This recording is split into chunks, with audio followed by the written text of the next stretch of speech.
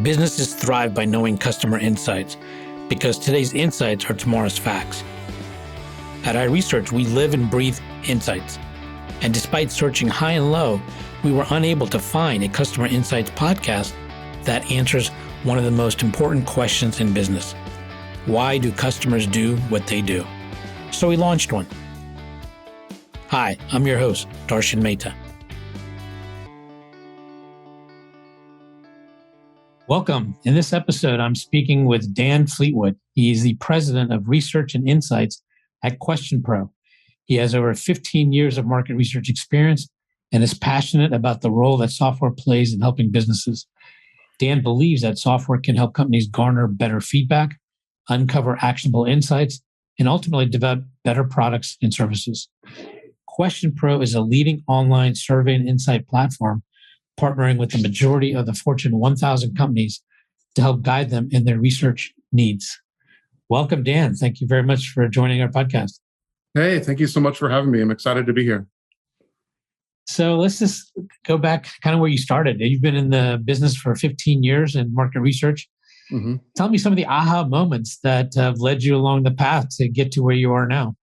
Yeah, it's good. I'm glad you asked me this question because it's one I like just to ask people when I run into them in the industry, because I'm always curious how they got their start. I find that there's obviously there's two tracks, like people that were set out, they went to school for market research and they knew that's what they wanted to do, and others kind of stumbled into it somehow. So I guess I'm a mix of the two a little bit. I got a degree in business administration with a specialization in marketing, and then I didn't know what to do. So I went, got an internship at a research firm, ended up, really loving it. Even despite, one of my first jobs was checking crosstab tables and making sure, they were accurate. So not the most glamorous thing in the world, but then that, kind of turned into project director and so on. So kind of, stumbled into it a little bit. I thought I'd be more on the advertising side of marketing, but no, the research path is led me to here, and it's been fun so far. So I think that was kind of an aha moment for me, is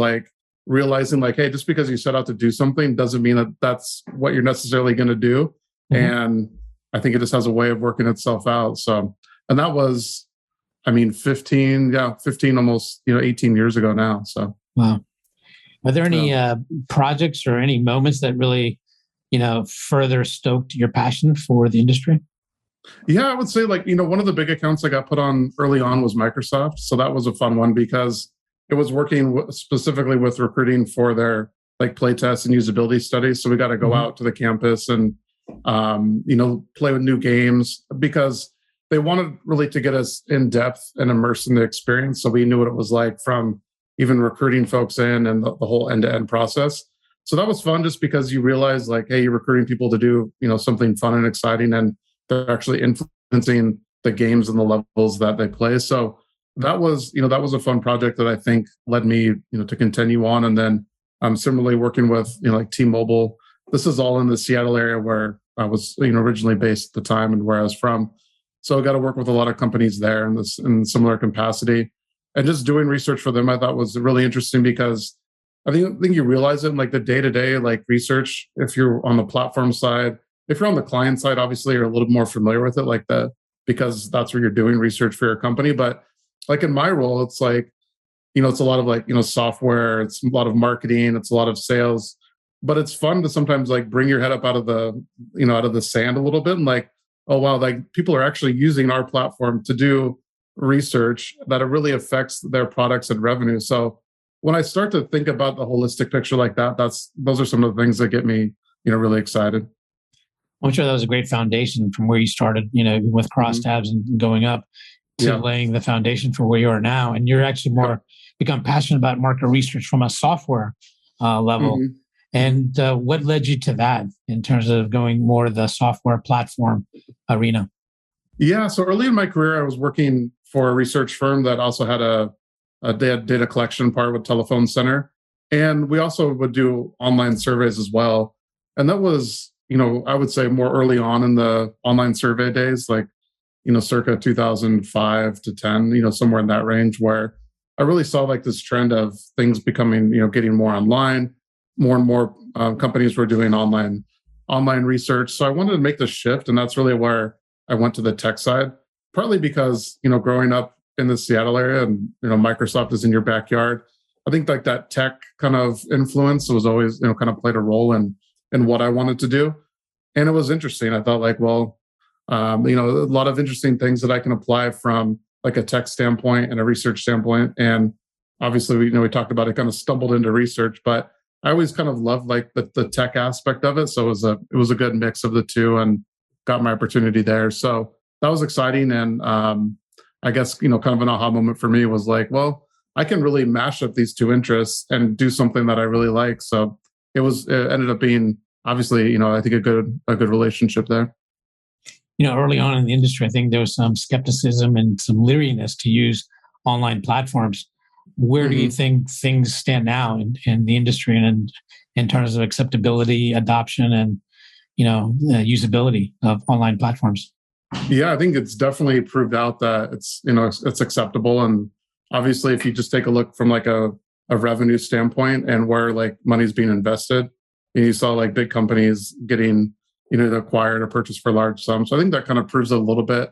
But even just within the industry, I think obviously there's more and more online, like less telephone research and so forth. So I definitely think it's fully adopted on. I remember like the early days that you're referring to with, DIY research and so forth. Is it going to, kill everything? And I think it's largely proven that it hasn't. Like, I think it's kind of opened the gamut for market research and really widened the net because more and more people can do it, which exposes more people, which I think there's two sides of the coin there. I actually think it's a good thing because more people get exposure, more people can do research. And obviously for, a platform like QuestionPro helps us out, not only from a DIY perspective, but also actually I think it helps out from an enterprise perspective too, because if you get more and more people giving them the ability to do research, they might just by proxy become interested in it and want to choose that either as a career path or even in their careers, just doing more research, getting more educated on there. So I think it's easily like the DIY sort of like black cloud that was over it early on, especially from like some staunch researchers, is largely, I think, moved on now. And I think is more and more becoming, commonplace. And, if you want to do research, you have to do online surveys in this day and age. How much of an impact do you think COVID had on this adoption and acceptability? I think COVID had an impact quite a bit, but I would say more to me, COVID had an impact on getting different features and functionality and pushing the advancement of these within the industry. So if you take online surveys, I think we, even on the sample side and on the online survey side, we saw a record number of completes and surveys being, put through the platform, and also sample respondents and so forth, largely because people, they were home, they didn't do anything. They were, they had the time to take surveys.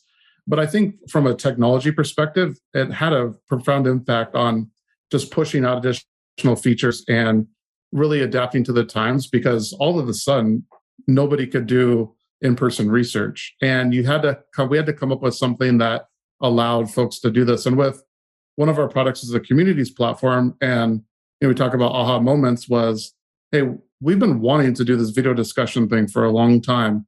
Now's like the perfect opportunity. So we got a team of dedicated developers together and said, hey, we need to push this out quickly. Got that ramped up and got it pushed out largely because of the pandemic. And I don't think, we weren't alone in that. Certainly I saw a rise of other platforms, and more so, I think, was the adoption of it, of embracing these online methods for qualitative research. I think oftentimes in market research, we're slow to adapt. I think most people in market research, I don't think, are like early adopters of new technology. You have a certain percentage, sure, that are, but most like they're tried and true methods. So I think one thing the pandemic did is push people outside of their comfort zone and needing to try these things out of necessity. And that's largely what I think the pandemic helped out with in the industry, is getting these, technologies out like video discussions. But also, I mean, you're right, to your earlier point, it did help out with online surveys and the advancement of them as well. So tell me a little bit about QuestionPro and what you do and what your platform offers as well. Yeah, so QuestionPro is a online survey insights platform. What I do specifically is I lead the research suite, which is really 4 product lines with a bolt-on fifth that I can talk about. So it's like the research edition surveys, which lends itself to conjoint, max diff, advanced logic, block randomization, the whole gamut there. It's online communities, which many of our clients are making use of, not only because the platforms are integrated together, so you can do your survey research outside of the community, or you can do that survey research in the community. So it's a nice play there. And then two other components are audience, online sample, and then research services. And then we have sort of a bolt-on product that we've launched in the past year, which is Insights Hub, which is really an insights repository where companies can organize their data, store it to be accessed later, and their whole taxonomy and things that they can use to categorize the data. I think it kind of goes to this piece that I wrote in Green Book about atomic research, which is really around organizing all of the different data points. Like if you think about all the research that is conducted within a company, I mean, it's massive, right? So you need some way to break it down into bite-sized nuggets that you can then use for research, not only at that time, but later on in the process as well. Like if you need a way to categorize all the research that you've done, how do you do it without an insights repository? So that's largely the aspect there. And I think an easy way to think about it, and is a book by James Clear, Atomic Habits. If I don't know if you've read that one, but it's something that I kind of equate to this atomic research, because it's all about breaking things down into small, manageable pieces that then can have a profound effect. And he's speaking about habits, but I think we're speaking about research here, right? Where you can break research down, put it into bite-sized like nuggets of information that then people can digest over time, and it doesn't die in the SharePoint or on someone's laptop or when someone leaves the company. So that's really what that aims, and the Insights Hub platform aims to solve. So if I hear you correctly, you're saying atomic research is really breaking it down. Is that what you're saying? Correct. Yep. Okay. So it's breaking. Go ahead. Give me an example, if you don't mind, like how one did it traditionally and how atomic research does it a little bit differently.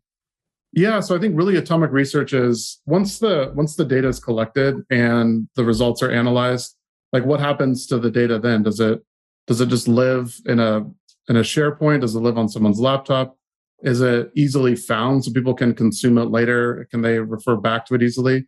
I think that's really what atomic research aims to solve is, what do you do with all this information? You have to break it down. You have to add different taxonomies. You have to be able to refer back to it easily. And those bite-sized nuggets really help out with that. And that's really what atomic research is just, breaking down the information so that you can not only store it and access it easily, but that you can refer to it later when you need additional insights, or maybe you've already done this research and, someone in another department did the research, you didn't know about it. But if the organization adopts this insights repository, everybody has access to this, sort of the democratization of research that can be allowed in these companies. So I know we felt large, like a large department store chain with doing this exact same thing. They had a lot of UX research, they had a lot of qual research, they had a lot of even secondary research that they needed some spot where this was a single source of truth. So we helped them set this up with all the different study types that they do, whether it's, online surveys is obviously one aspect of this whole, of the whole research process. So there's also, qual research, there's, many other types of research that you can put inside of a single repository that allows you to access and aggregate this information accordingly. Interesting. So then is this basically a repository where then it's completely searchable? Is that how you do it?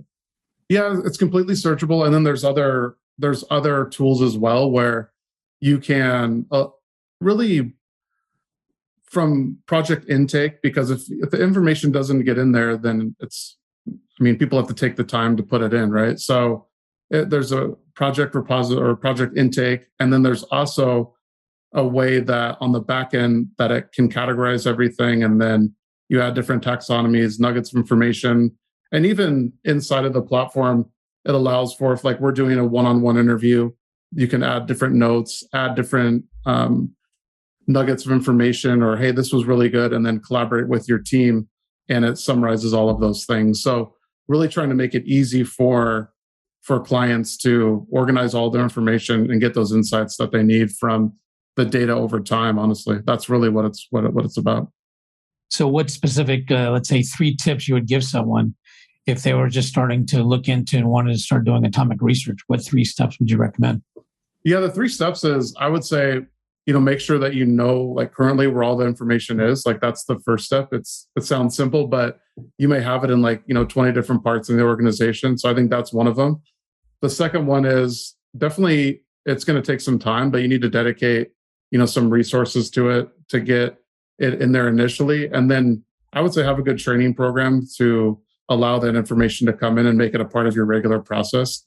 That would be like sort of the 3 tips that I would recommend. And start small. Like you don't need to eat the whole elephant at once, so to speak. Like break it down, right? Like you can maybe get your qualitative research in there first, and then your quantitative, and start to add it slowly. Otherwise, it's going to be too big of a task to handle, I think, depending on where you're starting from. So those would be some of the tips that I'd recommend to get started there. Many of us these days are getting many surveys all the time. What recommendations do you have for people, conducting surveys now, to make sure that they're not ignored? Yeah, that's a really interesting point, and I think there's a couple things that you can do. Is when you are sending out a survey, make sure that you would take it yourself. If you wouldn't take it yourself, then don't send it out. And what I mean by that is, we see these long 15, 20-minute convoluted surveys that I don't even think some of the researchers would take themselves, or their bosses would take. So make sure it's something that you would want to take yourself. I think, oftentimes, we get tasked with looking at client surveys and saying, hey, what recommendations would you have? And I think the biggest one that we have is make it shorter. You don't need to ask all these questions in one survey. Break it up, because by the end of it, you're going to get a ton of respondent fatigue.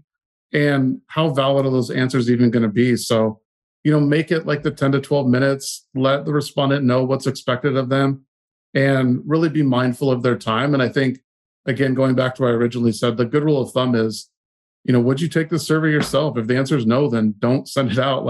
Break it up, make it easy to digest, and even include some different question types, I would say, if you can, that are more fun and more interactive for respondents. They really like image chooser type question types, even the smiley ranking, the thumbs up, anything that makes it fun, where they have to look at some images or do some heat map hotspots. Those kind of things really make it exciting and make it so the respondent wants to continue. So make it interactive. Don't send it out unless you would take it. And then I think a third point would be is always include the progress bar. I think it's important for respondents to know how much longer the survey is.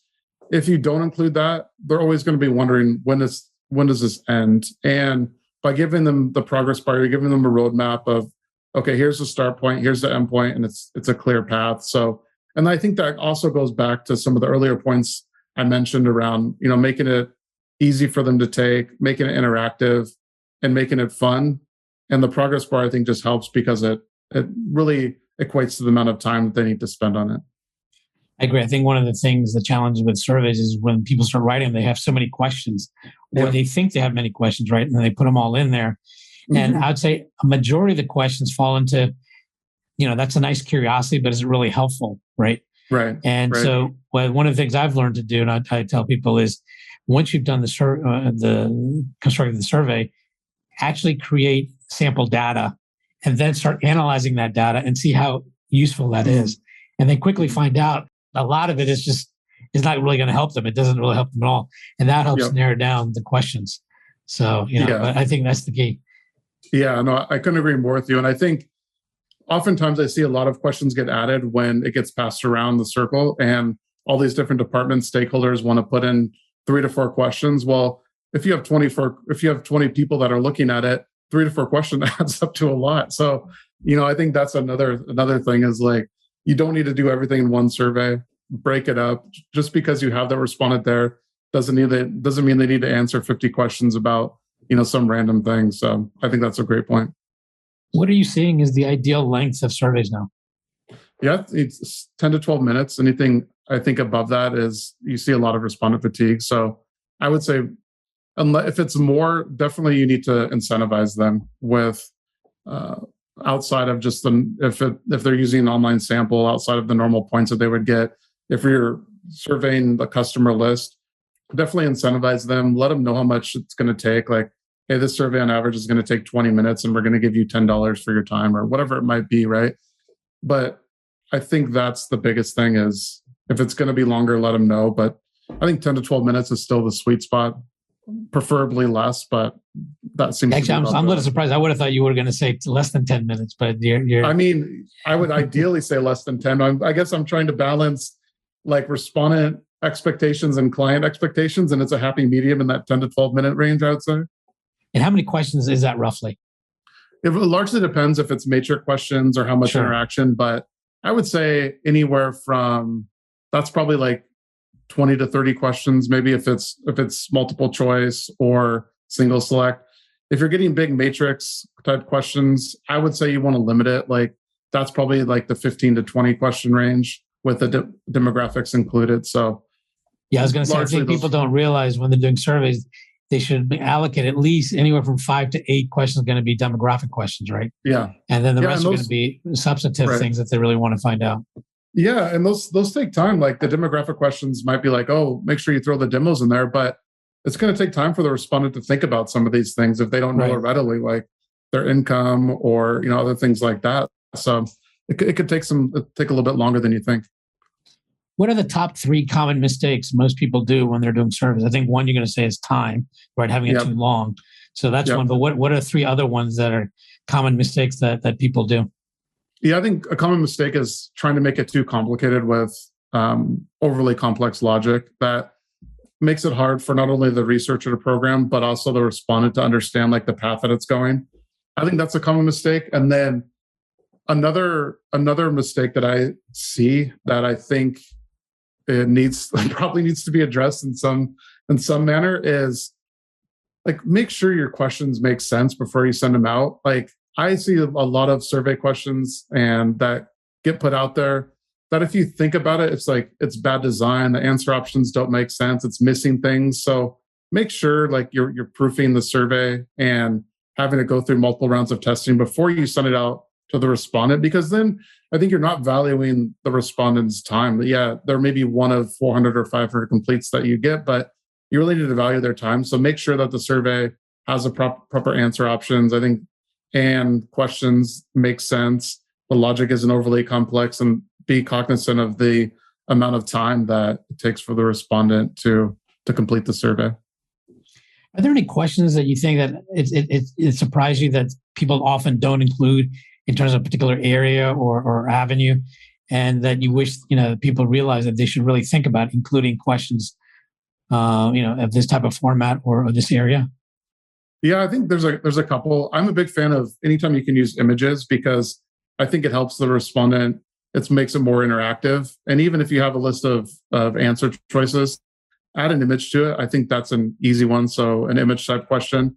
I think that like max diff doesn't get enough play. I think that's another, if you're asking like a battery of matrix, if you have a matrix question type, you're asking a battery of questions, the average is probably going to be, if it's a 1 to 5 scale, all of them are going to be like in the 3 to 3.2 range, right? So you don't really have any clear delineation of like what is a better choice or not. But I think if you can use more max diff in that situation, you'll have more of a clear share of preference between answer options. So I would say that's another one. And then one second, if you don't mind, but please explain max diff for some people who may not know what that means. Yeah. So max diff is you have a list of options. It could be, let's say, choose your favorite color. Let's say, make it easy.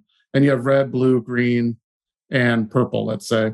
And then on one side, you have most and least. So then it goes through a series of progressions depending on the answer options and the model that you're using. And you pick one that you like the most, one that you like the least. And then in the end, once you go through that exercise, you get the share of preference at the end, which gives 25% like blue, 10% like purple, making those numbers up, obviously. But that's essentially a simplified explanation of max diff. but it allows you for clear delineation between those answer options. Where in a matrix scale, yeah, it's good. You're getting these, you're getting these options and so forth, but the line between them is they're all going to be in like the 3.2, or 3.6, depending on the average for those, because obviously some are going to pick 1 to 2, some are going to pick 4 to 5, so it's going to end up in the middle. So that's one reason I like max diff. Like you're talking about on a 5-point scale. I mean, some people can have a 7 or 10-point scale, right? Yeah, then it's going to be, those averages will be skewed, but they'll all be kind of bundled around each other. That's a good point. So that's one reason I like max diff. But even I think it's a question type that could be used more in other applications.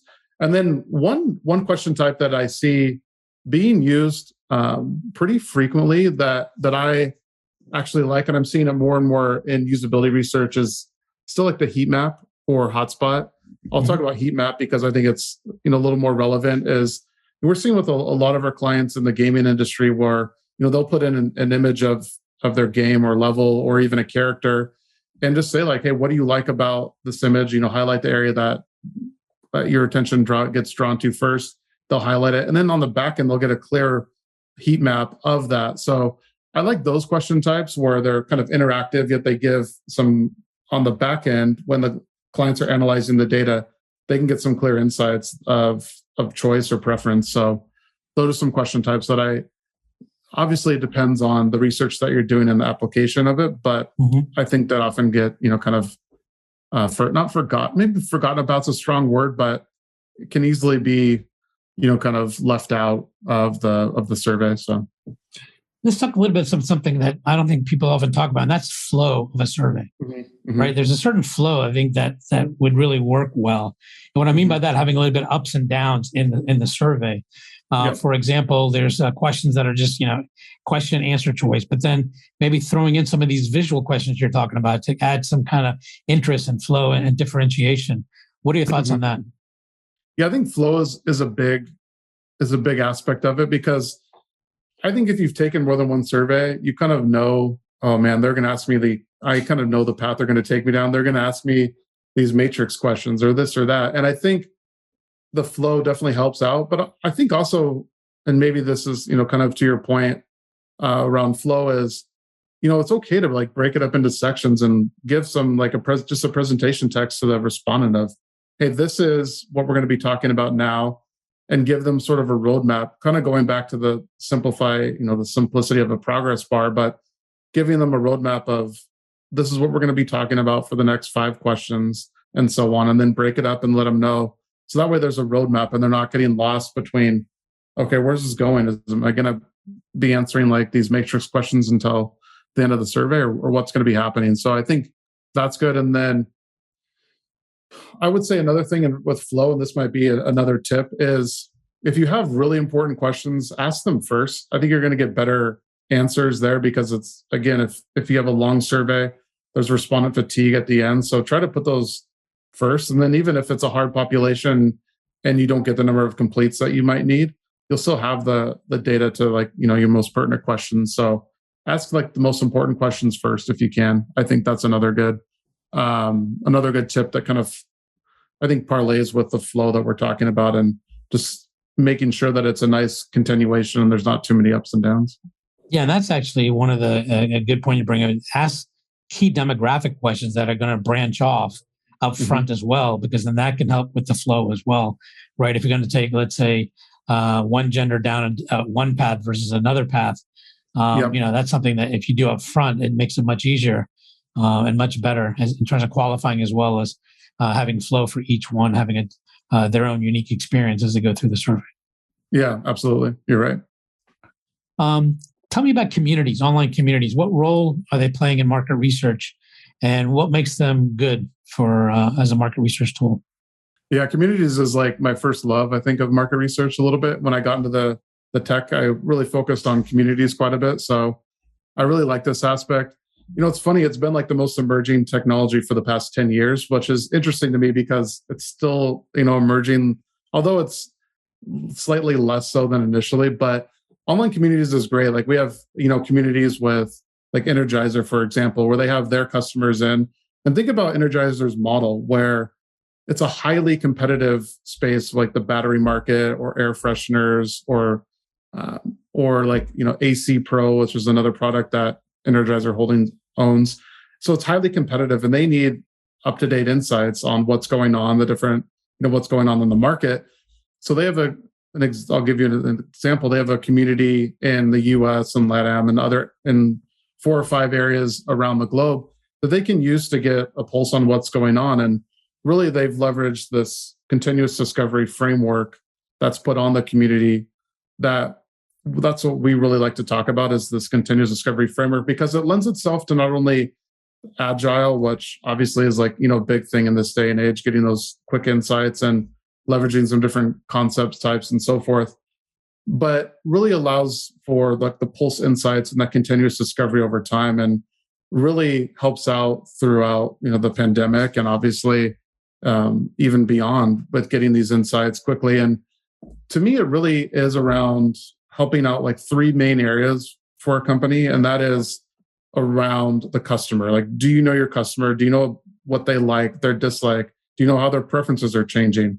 The third is the company. Do you know all your products? Do you know their competitive advantages over other products and things to that nature?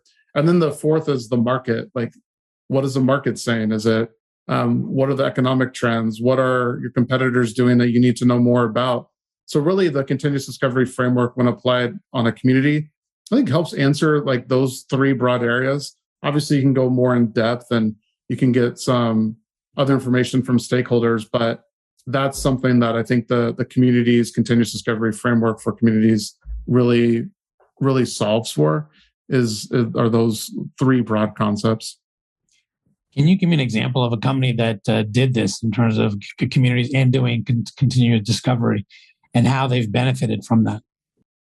Yeah, so I know, my earlier example was Energizer. So they've really benefited from it because they can get a quick pulse on what's going on in the market and adapt to certain changes. I don't think I can speak to like specific examples because it's proprietary to them, but I know that they test out a lot of different concepts and then use that to iterate on and apply it to further research, and then also apply, to their business if they need to launch a new product, or if it's, ad placement within a store, or even how does our offering look in a store compared to other offerings, and using some of those question types we talked about earlier with, max diff and what package do you like, what do you not like, and then making decisions there and giving that back to the product and design team. So they use it pretty frequently. And I think the big thing is the easy access to their customers. Otherwise, they're going to have to use, online sample and filter it out. Maybe they have some list somewhere, but it's actually hard for a lot of these companies to get access to their customers. Not only, across the board. It's kind of interesting if it's a larger company and you have a good CRM, obviously that makes it a little easier, and you can pull from your CRM into communities, and it just allows you to kind of build on the information. Obviously, there's integrations you can pass back and forth, but that's really one of the the benefits, as well as just that easy access to your customers that you can go to at any time, and they've opted in to complete research, which is another, obviously, a key benefit of the community's platform. So I would say like the biggest thing that it helps out with is just the easy access, being able to iterate over time and to affect those changes at the client's end. So what do you see on the horizon that you think is going to impact either your platform or online surveys and so on? What do you see on the horizon that you find interesting in terms of what's developing? Yeah, I think there's a number of things that I think we're looking at. I really like some of the the agile platforms that are out there, because they definitely serve a need in terms of what the customers want, like kind of the quick insights, whether it's ad measurement or concept tests that they want to run. You can certainly do those within QuestionPro, but the easy agile nature of it and that, I think, is something that we're thinking about pretty frequently. We kind of talked about earlier with the atomic research and insights, the Insights Hub. And I think that is still early on, although there's other companies out there doing it, sure. But I think it's still at the forefront. It's like, companies have a CRM for their customers, but, what do they have for their data? And we think that is the Insights repository. So we're thinking a lot about that. And then I think another avenue that is a little bit still untapped is the ability to do like video chats and incorporate more and more video into surveys. Like I'll give you an example. So like this, we have a live cast question type in our platform, which allows like a video. You give a video response to a question, but then on the back end you can do facial recognition, so it analyzes emotions on like I think 28 or 30 different points. So I can tell if you're tentative, if you're happy, joyful, which really helps validate not only the respondent's answer, but also how truthful it is, right? I think that's something that's interesting. And then, so you get that emotional response. You also get the sentiment analysis. So I think still in I think as an industry, we're still in the early stages of using video, and also like what layers are we applying on that video for analysis? I think that's pretty early on. I would like to see more, kind of video open ends in surveys. I think that's another way to make it interactive. And I think we're on the precipice there of what's possible. So I think those are like probably the three of the larger trends that at least I'm thinking about, and what can we do to incorporate more and more of that in the work that we do. Is there an area of market research you would like to delve into further yourself? Yeah, myself, it's interesting. I feel like I think it kind of goes back to maybe what we were talking about earlier, is like when you're just, when you're working and you're doing things, and it's kind of hard to take yourself up out. That's why I like kind of going to conferences, because I can see, sort of different things that are happening, but I can't think of actually anything specifically that I would like to delve into further. I think it would go back into more of the video, and how can we, get better engagement, not only in communities, but in surveys through video. So I'd probably say something in that realm off the top of my head, but I bet if you gave me a day to think about it, I could come up with, some other good stuff for you. But. Sure. Is there anyone in the world of market research you would love to have lunch with? And if so, why? Yeah, it's interesting. Actually, I've been fortunate in the position I'm in to have meet a lot of the people that in the industry that I've kind of looked up to and so forth. But I think I don't know if there's anyone specifically in the research world that I'd like to have lunch with that I haven't already had some interaction with already. Maybe you. I'd like to have lunch with you. I think you seem like an interesting guy that we could talk to. I could talk to for hours. So I have a feeling you and I could talk for a while. Yeah. Well, thank you very much. I look forward to doing that. Yeah. Well, I want to thank you for being on the podcast, Dan. I really appreciate sharing your stories and insights, and I look forward to continuing our conversation. Yeah, that sounds great. Thanks so much for having me. Really appreciate it. Getting to AHA was brought to you by iResearch. To find out more about us, head to iResearch.com. And make sure to search for Getting to AHA in Apple Podcasts, Spotify, and anywhere else podcasts are found. And don't forget to click follow to ensure you don't miss any future episodes. Thank you for listening.